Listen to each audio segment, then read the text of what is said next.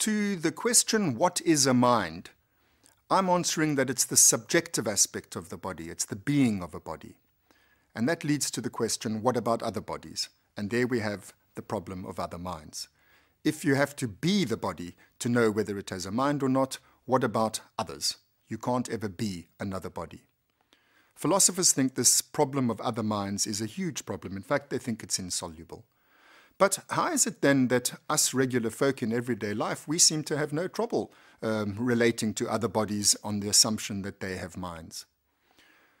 Well, the way we do it is it pivots around the word I've just used, on the assumption. We don't require absolute knowledge. We don't want absolute truth in life. I mean, we'd want it, it's nice, but we know we can't have it.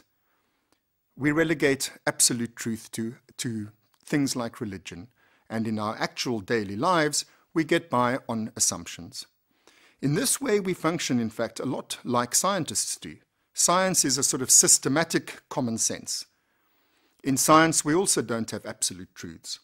We can't know things for sure, but we make the best guess we can based on the available evidence, and that enables us to get ahead. We use those theories, those hypotheses about how the world works, to get on with the job. And if we come up with better theories, they work better, and then we use those. We use the best ones that we've got for the moment. Provisional truth. So what regular folk do is, let me unpack it for you and show how it's actually a sort of science. Everyday life works in much the same way. The technical term for how we come to know other minds in everyday life is empathy. Empathy means feeling your way into something. To empathize with something is to do that. How do we feel our way into another body? I think we do it something like this. When you wake up in the morning, you feel yourself to be, in my case, Mark Solms. Then you stagger out of bed and you see yourself in the mirror. And you realize that object over there, that body, is me. I have felt my way into that body. I have, as it were, empathized with my body. I notice whenever I intend certain things to happen to my body, externally I see that they happen. When I feel certain things, I notice my facial expression tallies in a certain way with what I'm feeling, and so on. I see the correlations between my mental states, that is to say, my subjective states, and my bodily states, that is to say, my objective actions. And in this way, I infer that anyone else that behaves like that probably has mental states behind them in the same way as my body does. I say probably. Remember, I've already confessed it's not absolute knowledge, but it works. I assume if you smile, that you're feeling like I do when I smile. I infer that if you withdraw your hand from the prick of a pin, you're doing that because you're feeling pain like I do when I'm pricked with a pin. It seems like a reasonable guess that you're feeling what I do.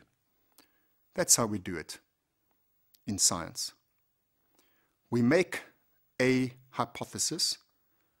We then say, if that hypothesis is true, then if I do the following thing, which we call an experiment, I predict that the following outcome will occur. If that outcome does occur, I provisionally hold my hypothesis to be correct.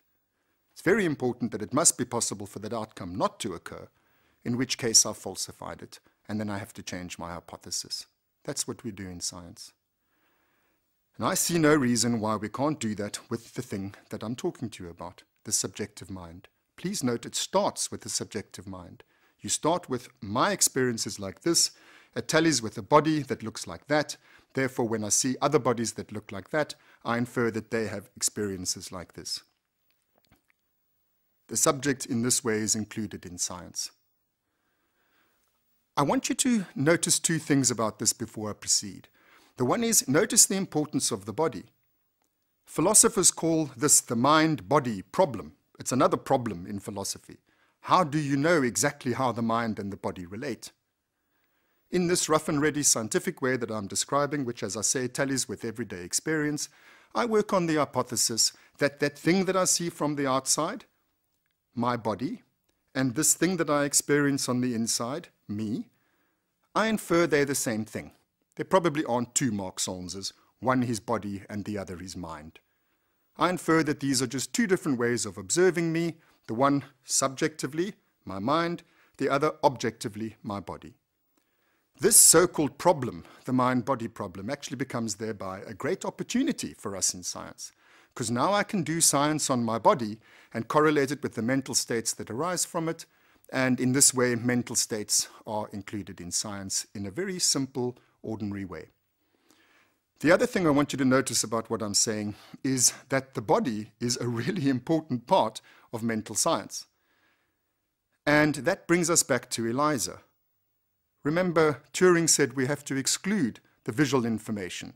We're not allowed to look at Eliza when deciding whether she has a mind or not. But obviously, if you were to look at Eliza and see she has a body like yours, you would interpret very differently what she says than if you were to look at Eliza and find that she's a little computer keyboard. In reality, a computer, whatever those things are called, inside computers program. The visual information, the information as to what kind of body you're dealing with, I think is highly relevant. And I hope to be able to unpack that more as we proceed. So let's go back to being able to do science, to being able to do experiments in the way that I'm describing, to have a proper science of the mind. You have to do the right sort of experiments. But remember, what we're trying to do is to decide what other bodies have minds and which ones don't. I've already said that if you do an experiment which requires the other thing to talk to you, as in the Turing test, that might be the wrong experiment. If, for example, I was to ask a dog, do you have a mind? And my prediction would be that an animal that has a mind, a body that has a mind, would reply yes to that question. And if I say that to a dog and it doesn't reply, I don't think it means that the dog doesn't have a mind. I think it means the dog can't talk. You need a different kind of test. So a better kind of test would be something like, if I take a pin and I prick the dog, if it experiences pain like I do, then I would withdraw the part of my body that's being pricked. So my prediction is, if I prick a dog, if it has a mind, it will withdraw its paw where I've pricked it. And as you all know, if you do that, your hypothesis is confirmed, so you may provisionally assume that dogs have states of mind, like pain, like you do, and you therefore hold provisionally to your inference that dogs, like us, have minds. If you do that to Eliza, prick her computer, she doesn't withdraw a blooming thing, and so, she's behaving in a completely different way from you, and so, you're probably reasonably right in your inference that in her case, the body that you're seeing, that computer, doesn't have a mind. I know I'm putting it sort of semi-comically, but really this is how we proceed.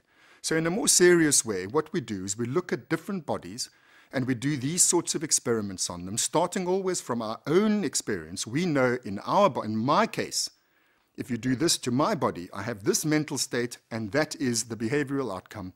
And then you can study the body to see what exactly is it that's linking A to B. So in the case of the pinprick, you can see what about the pinprick, physiologically and anatomically, what is it that causes or causes pain or the lack of it. And we've done this sort of thing. I'm using pain as an example. We've done this sort of thing with everything to do with the mind. And we find when we do this that the nervous system is the important part of the body. Bodies that have nervous systems behave in the way that we would predict if they have minds. And more particularly, the core of the nervous system, the brain, the central organ of the nervous system. This seems to be where all the action is. So not all bodies are equal, not all parts of the body are equal. There seem to be certain bodily correlates of mental experience and other bodily correlates where there's no mental experience. This is how we go about making this decision that I'm talking to you about, this objective criterion for determining whether or not something has a mind. It all leads us to the brain. We're led, therefore, to the conclusion that this is where the subjective aspect of the body becomes a mind. That's a big statement, and it's going to need a lot of explaining, and I'm going to start doing that next week. Thanks.